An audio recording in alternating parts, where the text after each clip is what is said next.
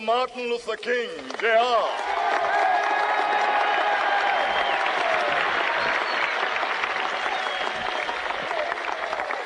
I am happy to join with you today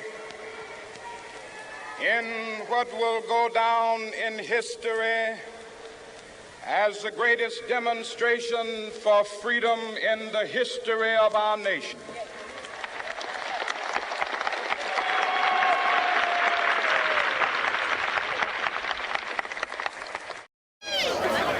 So today we came out here to the Martin Luther King Monument, and our sign, our sign said, "There's enough of us killing us." But our people, I don't know the message we got today, but I think it's this: in order for us to make any kind of changes in our community, it has to be an economic change that transpires.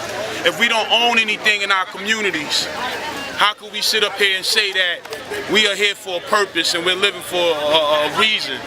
We don't own anything in any of the communities that we live in New York City, Washington, D.C., Los Angeles, Detroit, Chicago, all these different locations. Look around your community and ask yourself, who's the one who populates the community the most, and how many things that we own, how much property do we have? See, what happens is dreams become reality. So right now, there's a time that the reality starts going into that phase where our children can see the reality. Because see, right now, our children are watching everything that transpires, from a police officer by the name of Richard Hayes murdering a young man by the name of Marley Graham in the Bronx, from a security guard by the name of Zimmerman murdering a young black male by the name of Trayvon Martin in Florida. Like, there's no difference. Our values have to start changing. Our values as a people have to start changing. It's no longer a materialistic world we live in. It's a spiritual warfare that's going on right now. And it's negative against positive. It's not about black or white or any of that. It's negative against positive. And once we understand that this is a season for cultivation and our people, it's time for, it's called harvesting season, right? And with harvesting season transpires, the negative is going to move with the negative and the positive is going to move with the positive. There is no in between. It's time for our children to have more positive role models to look up to. It's time for us as parents to start monitoring what our children watch, what our children listen to. Because see, Fathers Alive in the Hood is just not about talking about anything. We're going to show you more than we can tell you. Because see, Martin had a great dream and he put millions of people together in order to move that dream and show people like there's strength in numbers.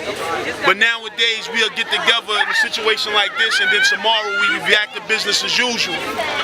But what I'm saying today is, it's time for us to go back to our communities and start pinpointing different organizations in our community. We got so many different grassroots organizations in our different communities that we're from, and no one supports these grassroots organizations. And the grassroots organizations is what supports the children in the community, the youth movements in our community. Instead of education, they give our youth incarceration. But nowadays, it's time for us as parents, as men, mainly to step up to the front line. The women been doing it for so long that the brothers done got lenient and complacent with it, whereas it's time for us as a men, as a unit, to come and show them this is our purpose. Our purpose is leaders. Our purpose as teachers. Our purpose is to protect us. These are the things that are not transpiring right now in different communities throughout America. It's just not DC, it's just not New York, it's just not VA, it's not North Carolina, it's America, period. Our kids are running around killing each other senselessly.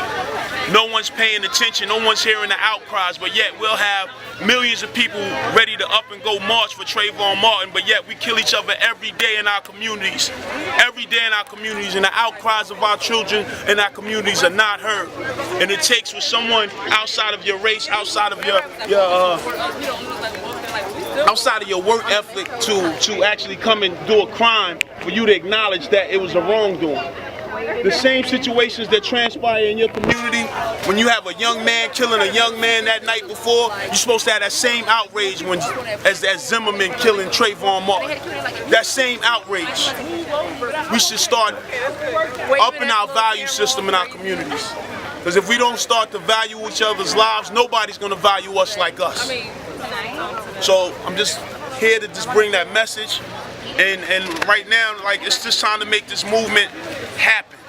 It's time to stop talking. And for those who are ready to stop talking, get with us. Because we're going to show you better than we can tell you. We move by spirit, not by flesh. Peace.